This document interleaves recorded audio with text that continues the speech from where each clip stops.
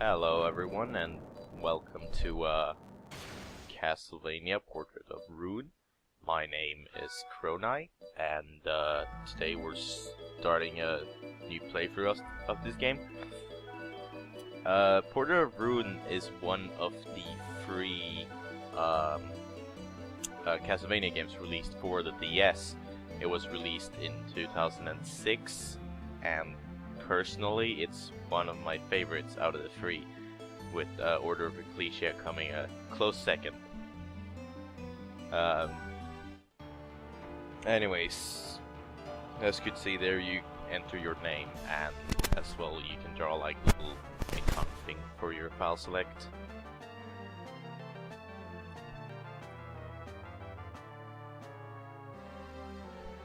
And then you have your exposition at the beginning. You know, it's a Castlevania game, so what can you expect? It's more or less, Dracula's castles come back and someone needs to deal with it.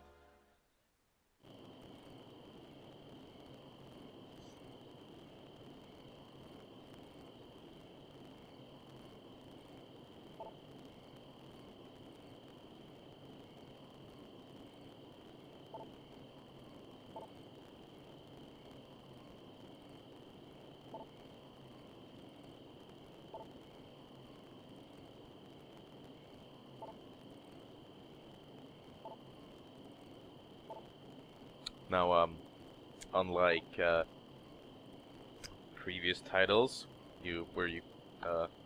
like in the classic Castlevania games, you'd always play as one of the Belmont family.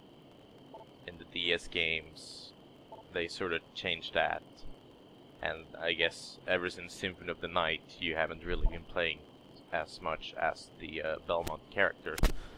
In this game, you play as Jonathan and Charlotte, and that's sort of the gimmick with Portrait of Ruin, is that you have two playable characters, and they're not like, you know, exactly the same. They both have their own skill sets and mechanics to go with them.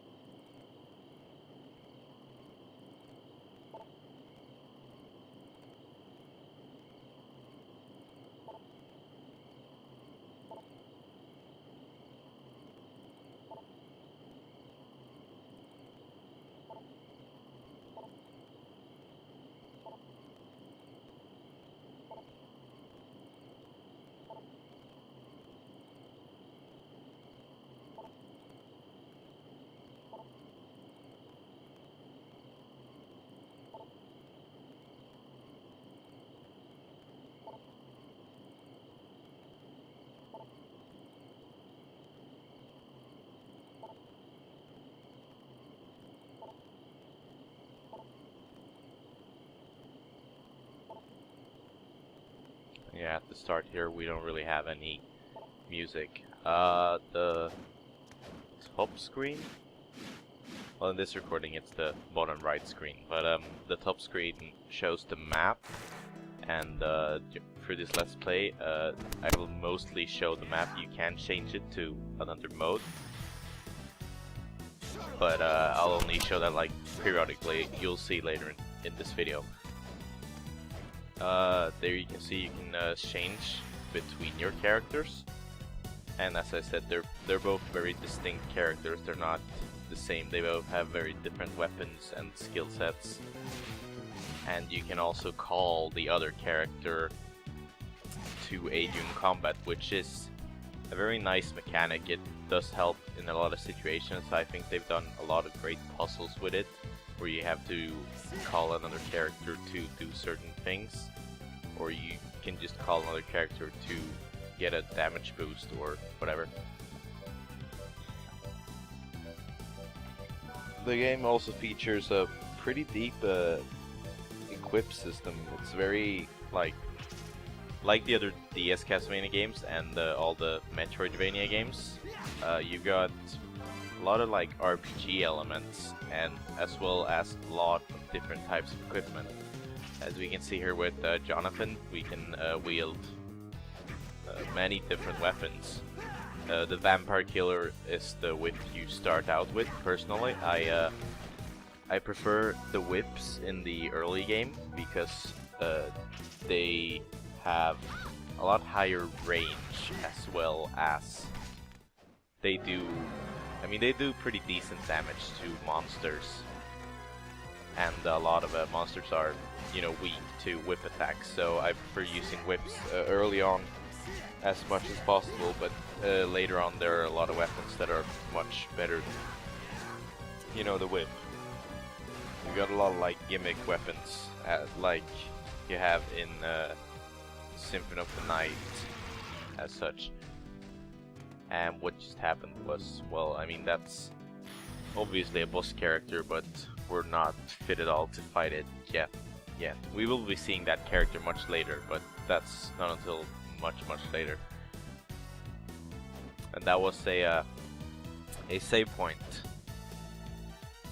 And I mean, it's pretty self-explanatory, really. You use it to save your game. You can, if you don't want to save, you can still get a full heal from it. And I'm showing off the second screen utilization here. You can see enemy data on the second screen. When you kill an enemy, you get like some small tidbits about it. And yeah, I'll be showing that off every time I kill a new enemy. I'll be showing the second screen, just to show you, like, if you're interested in that kind of stuff. Also, Charlotte uses spells, whereas Jonathan uses more like traditional sub-weapons. With Charlotte, you can use, well, you can get a bunch of different spells. You can use them in two different ways. Charlotte actually, if you hold down the attack button when you use it, you charge it up, and it does, well, it has different effects depending on the spell, but with the one we have, Raging Fire, it does double damage. Whereas if it's not charged up, it'll just do less damage. But charging also costs a bit more mana, or hearts, I guess, or whatever. When you collect hearts in this game, it refills your magic gauge, so I call it mana, I don't know. I think the game calls it MP, so yeah. And here's a new character. He's very central to the game's plot. He's very central to the whole game, actually. And you'll see that in a moment, once he explains what he's doing.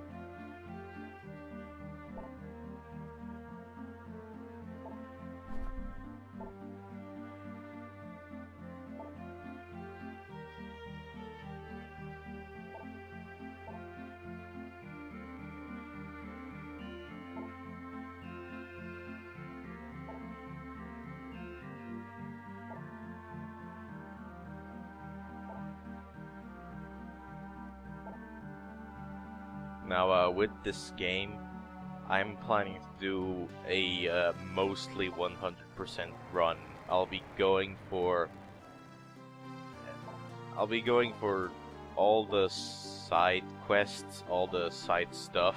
I'll be trying to collect as many weapons and skills as I can, but I cannot guarantee that I will get absolutely everything. But I will try to master every sub-weapon, which is a mechanic I'll be introducing later. But just so you know, I will, however, be cutting out segments of grinding, because I don't think that's very entertaining to watch, because grinding in this game consists of entering a room, killing 2 enemies, and then leaving the room and coming back. And it just becomes very tedious, and I don't think people would like to see that, so I'll be cutting that out. But that's not until way later in the game. Right at the moment, we don't really have a lot of things to level up or grind over. Anyways, this character is Wind. He will aid you. Well, he'll give you some very like specific skill moves and stuff, which are important to continue through the game.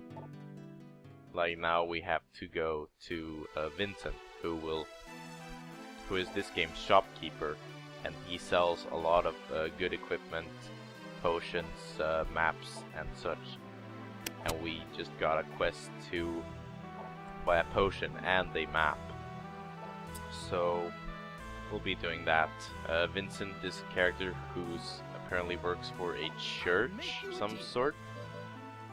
And yeah, he's selling stuff in this castle to, I guess, raise money for church. I'm buying some extra equipment here. It's absolutely not necessary because a lot of the stuff you find in the castle, as well as something we'll see later, very soon, is much stronger than the stuff you can buy from him. Thank you. But I figure I'd just buy some stuff now to give me an early boost, so to say, even though it really doesn't matter. Now we talk to Wind again, and we're done with the quest. So we got the Lizard Tail. It's a relic that lets you do sort of a slide move. I think Mega Man 3? Yeah, that's where they introduced slide move. I think like that, so you can go through narrow spaces.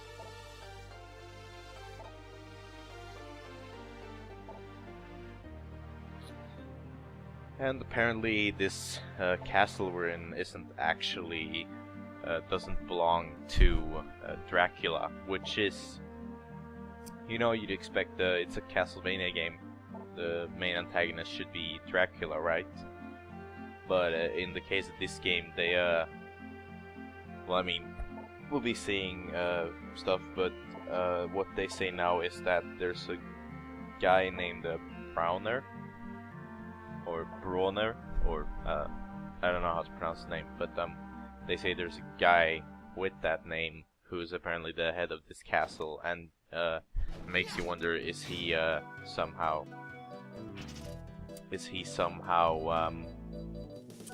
controlled by Dracula, or does Dracula even have a hand in this? And then yeah, you know, the plot in this game isn't the best, but again, it's a Castlevania game. I really like it because of the RPG elements, the sort of open element of exploration and such, much like other Castlevania games. Although this one is a bit more closed in with its exploration, but it's also one of the reasons I like it more. And you'll see that here. Here's one of the demonic paintings. I think that's what they're called. And you'll see what happens with them. It's kind of like Super Mario 64 in a way, which is a pretty interesting mechanic actually.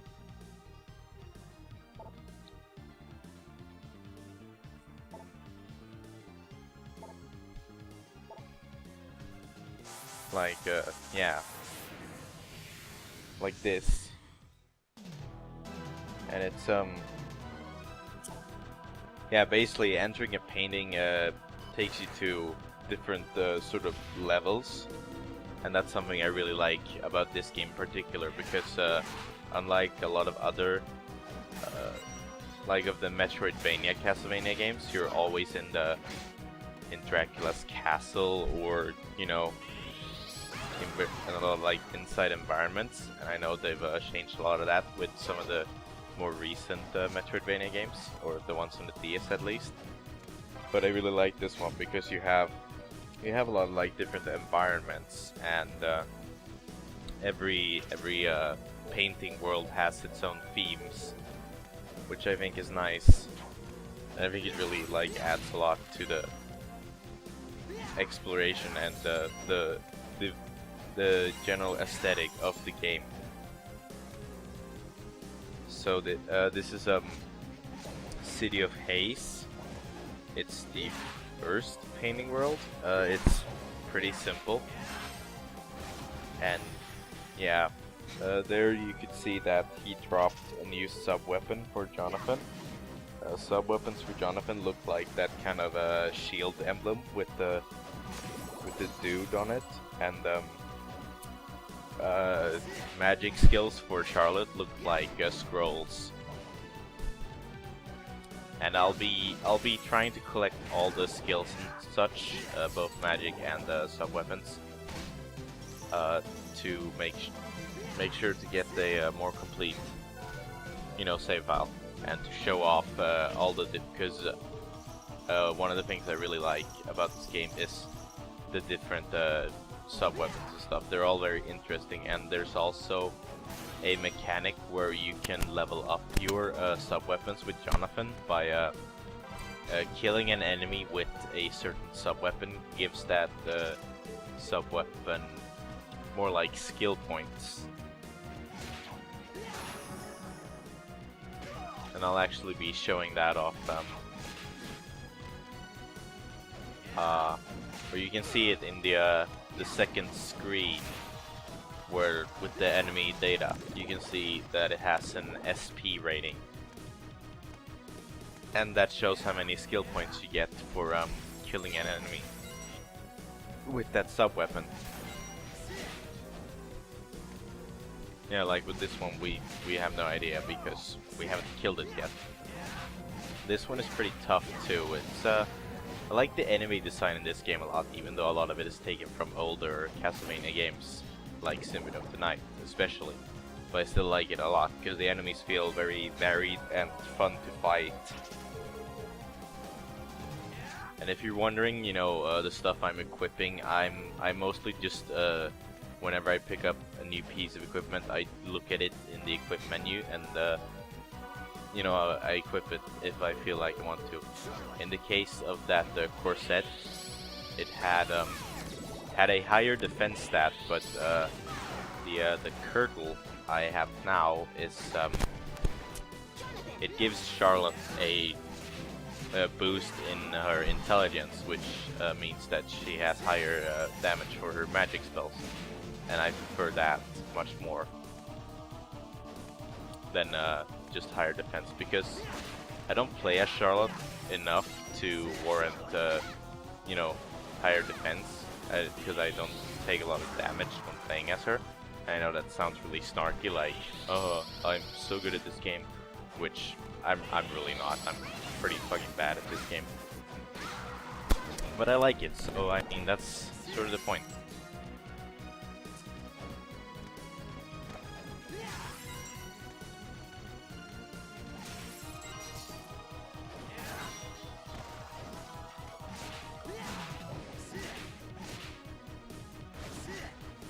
And anyways, the sub-weapons for Jonathan, each sub-weapon has a certain amount of skill points it needs to be mastered, and once you kill enough enemies with a sub-weapon to get enough skill points, you'll get a text that says that, oh, this sub-weapon has been mastered, and using it after that makes it have a stronger, more different effect. Like with the axe, I think it basically throws out a much bigger axe that does a lot of more damage, if I'm not mistaken. We'll be seeing that later. I'll be trying to master all the sub weapons. For Charlotte, she does not have a system where she can master her magic spells, which I think is fair, because in terms of game design you can already sort of do a stronger effect of her spells using the charge mechanic, where you can charge up her magic, and I think that works well. So there's sort of a disconnect there between characters, where Jonathan has fairly weak sub-weapons, but they can still be useful, and he can still get more charged up versions by fighting. Also, here we found the leather whip, It's weaker than the Claymore, but I like it more because in the early game it has more range than the Claymore, and the Claymore is super slow, whereas the whip weapons are generally faster, which I like. And here you can see me getting my ass kicked by an axe armor.